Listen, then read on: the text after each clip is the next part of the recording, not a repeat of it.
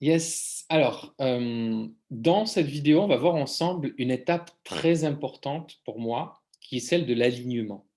Heu, alors, l'alignement, en fait, c'est une étape que tu peux utiliser partout. Il faut juste la maîtriser.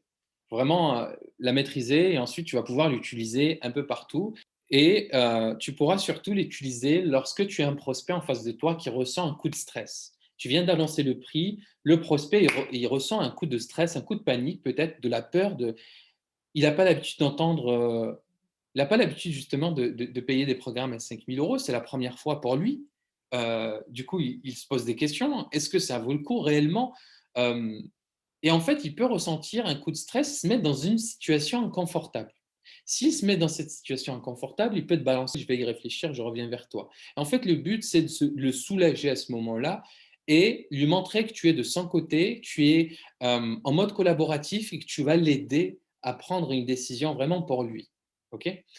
Hem, j'ai remarqué qu'il y a des closers qui commettent une erreur, en fait, qui est celle de, heu, une fois qu'ils présentent le prix, le closer peut ressentir de la panique, un coup de stress, et eux, ils essayent justement de, de le challenger par rapport à son état d'esprit, par rapport à sa manière de prendre des décisions. S'il lui dit je vais y réfléchir, etc. Sauf que c'est trop tôt. En fait, c'est trop tôt pour aller le challenger, mettre de l'autorité, c'est trop tôt. Le but, en fait, c'est qu'une fois que tu communiques ton prix, le but, c'est de le soulager de par ton attitude et de par justement le script que je vais te présenter. Le soulager, lui faire comprendre qu'aujourd'hui, tu es de son côté en lui posant des questions simples. Et de par la simplicité de ces questions simples, en fait, euh, il va se sentir à l'aise. Et vous allez voir, il va se sentir à l'aise et il va être ouvert à réfléchir avec toi de la meilleure décision qu'il va devoir prendre avec toi à ce moment-là. OK? Et donc, on va voir ensemble, je vais vous partager l'écran et on va voir ensemble, du coup, le script.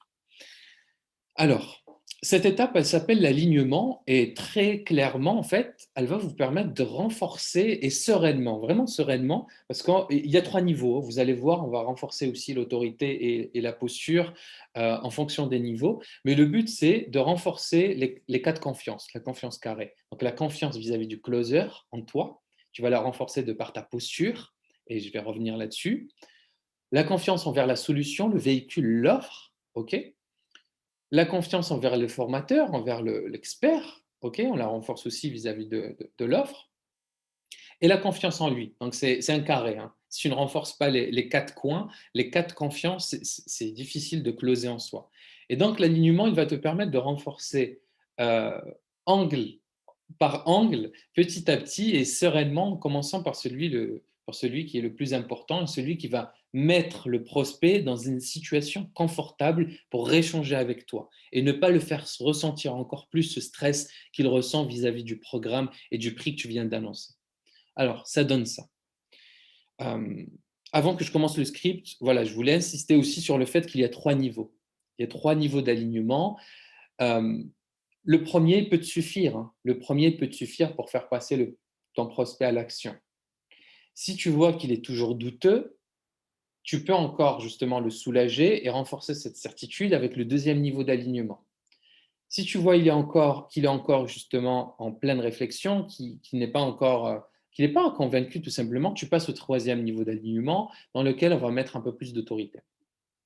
Le but, c'est que durant le premier niveau d'alignement, tu lui montres vraiment que tu as une attitude extrêmement sereine, en fait. Tu transmets de la certitude et tu lui montres que tu es avec lui. Tu travailles vraiment en mode collaboratif avec lui. En ayant cette attitude, tu vas le soulager. Comme je t'ai dit, c'est un prospect qui stresse, hein. L'alignement, tu ne vas pas l'utiliser à tous les coups. Tu l'utilises surtout quand tu vois que c'est un prospect qui manque de confiance. Souvent, elle fonctionne très bien envers les prospects qui manquent de confiance. Euh, OK, donc la première question, c'est la classique. On l'appelle la classique. Qu'est-ce qui te plaît dans l'offre? Tout simplement. OK, qu'est-ce qui te plaît dans l'offre? Eh bien, il va te dire, c'est le fait justement d'être accompagné, de ne pas me sentir seul, c'est le fait d'avoir un mentor avec moi et d'avoir réponse à mes questions, d'être accompagné et de ne pas être seul. OK. Là, tu renforces. OK, je vois que c'est important pour toi de ne pas être seul et d'être accompagné. Qu'est-ce que ça va t'apporter réellement de ne pas être seul et de faire partie d'une communauté qui partage les mêmes ambitions que toi? Tu renforces encore avant de passer à la deuxième question dans le script. Tu renforces encore ce qu'il aime dans le programme.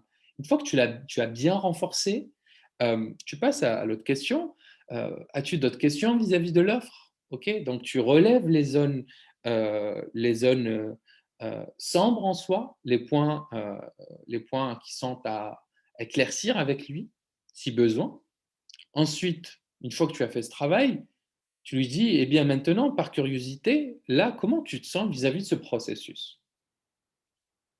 Étant donné que tu auras renforcé la certitude vis-à-vis de l'offre en lui posant les deux questions qui sont qu'est-ce qui te plaît dans l'offre et as-tu d'autres questions vis-à-vis de l'offre et que tu as bien justement traité tout ce qu'il aime et que tu as bien renforcé ça, tu lui poses la question par curiosité comment tu te sens vis-à-vis de ce processus. Forcément, sa réponse sera favorable si tu as bien fait le travail auparavant. Sinon, tu traites des objections si besoin sur l'offre et sur la perception de valeur. Ensuite, tu vois si tu peux l'amener dans la fenêtre d'achat. Si tu vois qu'il est trop tôt, tu rentres encore dans le deuxième niveau d'alignement. Donc, si incertitude ressentie, continue la séquence d'alignement. Et là, en fait, tu vas utiliser des mots simples. Mais de par leur simplicité, il va ressentir de la confiance à ce moment-là. Et là, toujours une attitude sereine. Ça donne ça. Tu sais, si tu nous rejoins et avances avec nous, notre équipe va tout donner et investir en toi, vraiment, pour t'amener à ton objectif. C'est vraiment important que tu sois à l'aise avec ce process, tu comprends? Voilà, tout simplement. C'est une phrase simple et de par sa simplicité, de par ton attitude, de par justement ta confiance en toi, de par la sérénité, la certitude que tu transmets dans cette étape, lui, il va souffler, prendre un coup et il va justement commencer à réfléchir avec toi sérieusement. Et il va être réceptif à ce que tu dis surtout. Parce que à ce moment-là, comme je t'ai dit, si c'est un client qui ressent un coup de stress, il ne va pas être réceptif à ce que tu dis, il va être justement son état interne va être tellement son état va être tellement émotionnel qu'il ne va pas donner de l'importance à ce que tu dis, parce que l'émotion aura pris le contrôle. Donc, si tu nous rejoins et avances avec nous, notre équipe va vraiment tout donner, investir en toi pour t'amener à ton objectif, hein. C'est vraiment important que tu sois à l'aise avec ce process, tu comprends? Voilà.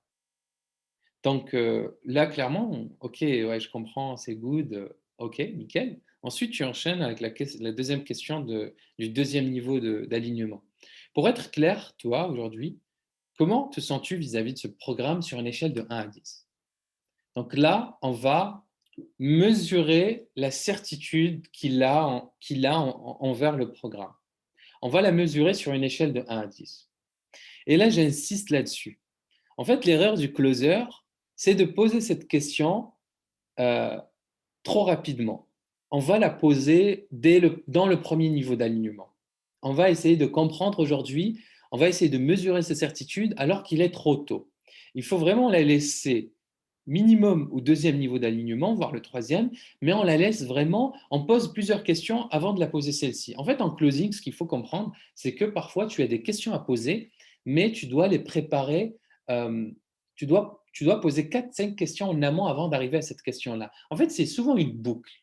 C'est souvent une boucle qu'il faut boucler, mais avant de boucler cette boucle et de poser la dernière question qui est déterminante en soi, qui est souvent celle de l'échelle, et dans notre exemple, c'est celle de l'échelle de 1 sur 10, on va renforcer la certitude avant. Parce que si tu poses la question comment tu te sens vis-à-vis du programme sur une échelle de 1 à 10, ici, directement, une fois que tu auras présenté le programme, sa réponse va être plus faible que si tu respectes l'étape d'alignement, que tu as bien renforcé la certitude. Là, forcément, en ayant respecté tout ça, en ayant expliqué que c'est important pour lui qu'il soit à l'aise, que c'est important pour toi qu'il soit à l'aise avec ton programme, avec ton process, sa réponse va être favorable. Et il va te donner une note sur 10 qui est, voilà, une note au-dessus de 7 en soi. Ok, donc là, il te dit 8 sur 10, par exemple. Là, ce que tu peux dire, ok, qu'est-ce qui t'empêche d'être à 9 sur 10? Et là, tu essayes de comprendre un peu ce qui l'empêche d'être à 9 sur 10. Tu peux aussi dire, pourquoi pas 4? Tu me dis 8. Pour moi, 8, c'est une bonne note. Pourquoi pas 4? Euh, mais dans ce cheminement, en fait, psychologique, je préfère plus que tu dises qu'est-ce qui t'empêche d'être à 9 ou 10. pour que justement tu le rassures avec le troisième niveau d'alignement. OK? Et donc, à ce moment-là, deuxième niveau d'alignement, s'il te dit 10 sur 10, parfait. Pourquoi 10 sur 10? Tu renforces encore, tu l'amènes dans la fenêtre d'achat. OK, nickel. Ben, qu'est-ce qu'on fait maintenant? Là, tu l'amènes. Ça y est, tu le closes. S'il est encore douteux et ressent encore de l'incertitude, eh bien, on rentre encore dans le troisième niveau d'alignement. Et là, dans ce cas, ce qui est important de faire, c'est une transition d'attitude. En fait, comme j'ai expliqué, premier niveau d'alignement, deuxième niveau d'alignement, on est plutôt empathique. On est plutôt, comme j'ai dit, vraiment en mode collaboratif pour qu'il se déstresse, tout simplement. À partir du troisième niveau d'alignement, il faut renforcer l'autorité. Il faut renforcer l'autorité parce que sinon, bah forcément, il faut le secouer à ce moment-là, parce que ça y est, on l'a mis à l'aise, mais maintenant, il faut le faire, voilà, on le met face à ses responsabilités en soi et on va le challenger. OK? Et donc, ça donne ça. Écoute, je comprends, c'est normal d'avoir peur, tu vois? Tous ceux qui ont atteint des grands objectifs sont passés par cette étape. Cette phrase, elle lui permet vraiment de le rassurer sur le fait qu'aujourd'hui, il n'est pas seul dans cette situation et que d'autres personnes ont réussi et ont justement rencontré ce type de situation. OK? Ensuite, demander la permission d'être franc avec le prospect. Est-ce que je peux être franc avec toi, heu, Mohamed? Est-ce que je peux être franc avec toi, Mohamed? En lui posant cette question, forcément, il va donner plus d'attention à ce que tu dis et ensuite tu enchaînes. Est-ce que tu penses que notre état d'esprit influence notre manière de prendre des décisions? Voilà, tu lui poses cette question. Et même avant de poser cette question, ce que tu peux lui dire, c'est: «Est-ce que tu me permets d'être franc avec toi, Mohamed?» Oui, clairement. Aujourd'hui, on est d'accord sur le fait que notre vie, nos résultats dépendent directement de la manière dont on prend nos décisions. On est d'accord sur ça. Voilà, une question de validation. Oui, clairement. OK. Est-ce que tu penses que notre état d'esprit influence nos décisions, notre manière de prendre des décisions? Forcément, la réponse est oui. C'est une réalité. Est-ce que tu es content de tes résultats actuels? Est-ce que tu es content de tes résultats aujourd'hui? Forcément, la réponse est non. S'il est devant toi et si tu as bien fait le travail auparavant. Donc là, on s'est mis d'accord avec lui que son état d'esprit influence sa manière de prendre des décisions. Ensuite, tu lui as demandé s'il est content de ses résultats aujourd'hui. Donc là, la première réponse est oui. Mon état d'esprit influence ma manière de prendre des décisions. Ensuite, la deuxième réponse est non, je ne suis pas content de mes résultats. Et là, tu lui dis: es-tu d'accord pour dire qu'aujourd'hui, ton état d'esprit actuel t'emprisonne dans ta situation actuelle et c'est ce qui t'amène certainement à procrastiner, à plus voir l'échec que la réussite et à t'enfermer dans ta zone de confort. Et en réalité, c'est souvent le cas. OK? Donc, on va jouer avec ce script-là pour lui faire prendre conscience que certainement aujourd'hui, c'est son état d'esprit qui fait qu'il est hésitant et il est dans une situation paralysante. Donc, es-tu d'accord pour dire que ton état d'esprit est avec un peu plus d'autorité qu'auparavant? On renforce là-dessus. Es-tu d'accord pour dire que ton état d'esprit actuel t'emprisonne dans ta situation actuelle et que justement, c'est ce qui fait que tu procrastines, que tu échoues et que tu es enfermé dans ta situation, dans ta zone de confort? Là, il va pas te donner une réponse directe, il va réfléchir, OK, ouais, clairement, ouais, je pense que c'est ça. Bon, il va te donner sa réponse. Ensuite, tu lui dis: «Tu sais, il ne faut pas voir le pourcentage d'échecs, mais plutôt le pourcentage de réussite et avec de la rigueur, de la formation, de la connaissance et en étant accompagné comme tu souhaites et surtout, lorsque tu n'es pas seul, forcément, tu augmentes tes chances considérablement de réussir». Et on est d'accord aujourd'hui atteindre ces résultats est quelque chose d'important pour toi. Tu renforces aussi le fait qu'aujourd'hui, il a besoin d'atteindre ces résultats. Donc oui, OK. Et là, tu lui dis, là, on arrive vers la fin. Et là, concrètement, quel est le pourcentage de chances que tu atteins ces objectifs seul, par toi-même et sans formation? OK. Sans formation, sans connaissance, quel est le pourcentage de chances que tu réussisses? Et tu insistes sur le sans connaissance, sans formation, pour que justement il soit bien imprégné et que c'est une technique d'ancrage aussi psychologique et parce que c'est une réalité. Sans connaissance, c'est difficile de réussir tout simplement. Et donc, voilà, tu obtiens en fait, avec cette question, tu obtiens son pourcentage de réussir sur 100%, OK? forcément. Tu obtiens son pourcentage de réussir seul, il sera forcément bas parce que tu as fait le travail auparavant sur son état d'esprit, sur le fait qu'aujourd'hui, il prend des décisions, il a des résultats, des mauvais résultats, il n'est pas fier de ses résultats, il n'est pas content de ses résultats et que ces résultats dépendent forcément de sa manière de prendre des décisions et que sa manière de prendre des décisions dépend forcément de son état d'esprit. À partir du moment où tu as fait ce lien, forcément, une fois que tu lui dis quel est le pourcentage de chances que tu réussisses de par toi-même sans notre aide, sa réponse sera forcément faible. Il va te dire 20%, je ne sais quoi. Et là, tu lui dis pourquoi ton pourcentage est si bas. Là encore, il se justifie. Il te dit pourquoi il n'y arrivera pas tout seul. Bon, là, tu as bien renforcé justement le fait qu'il ne va pas y arriver seul. Ensuite, on passe à la question suivante et la dernière. OK, et maintenant, concrètement, quel est le pourcentage de chances que tu parviennes grâce à un process éprouvé, avec un accompagnement, avec des connaissances qui vont te permettre d'avancer plus rapidement et plus sereinement, et avec surtout, avec un accompagnement main dans la main, comme tu me disais tout à l'heure, avec un soutien. Voilà, tu me parlais de soutien tout à l'heure. Quel est le pourcentage de chances que tu parviennes grâce à un processus éprouvé? Là, forcément, tu auras bien fait le travail auparavant sur la partie alignement, OK? Tu l'auras bien rassuré et là, tu seras monté en autorité et forcément, sa réponse sera favorable si tu as bien fait le travail et s'il est surtout honnête avec toi. Et donc là, il va te dire peut-être 90%, génial. Tu lui dis 90, c'est suffisant pour te lancer avec nous. Parce que le risque zéro n'existe pas. Tu le rassures sur ça. Parce que forcément, il ne pourra pas être à 100%. Rares sont les prospects qui sont à 100%. Et donc, le but, c'est de lui faire comprendre que c'est normal qu'il ne soit pas à 100%, qu'il soit juste à 90%. C'est normal, c'est très bien. Tu sais, 90%, ça suffit pour se lancer avec nous. Et beaucoup de nos participants étaient en dessous de 90% et ont réussi à atteindre leur objectif. Donc, c'est suffisant pour te lancer avec nous. Parce que tu sais, le risque zéro n'existe pas. On ne peut pas tout garantir. La vie n'est pas une garantie, tu le sais.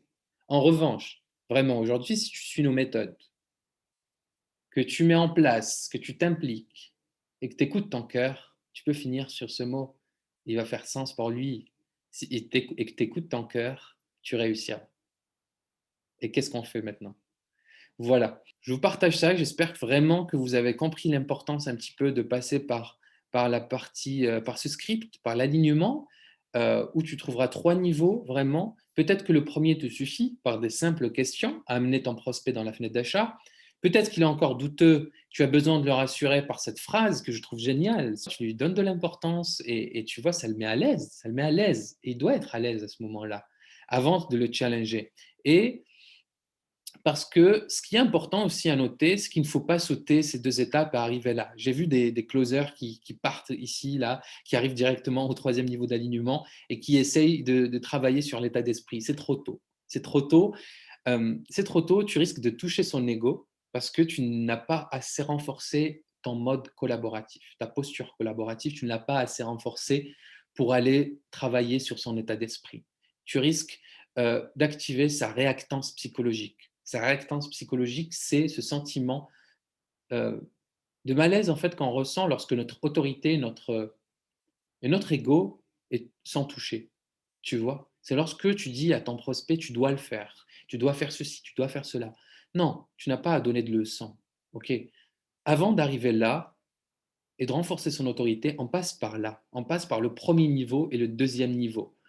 J'ai créé ces trois niveaux pour que ça soit clair pour vous et pour qu'aussi vous puissiez mettre une transition d'attitude pour que vous puissiez passer de bienveillance, très bienveillance, à bienveillance plus autorité, plus challenge ici. Voilà, vous pouvez l'utiliser un peu partout. J'espère que ça vous a apporté de la valeur parce que c'est le but un peu de ce groupe, c'est que je vous apporte le maximum de valeur et que j'espère aussi que vous allez pouvoir l'utiliser lors de votre entretien, tout simplement. Merci à vous et à bientôt.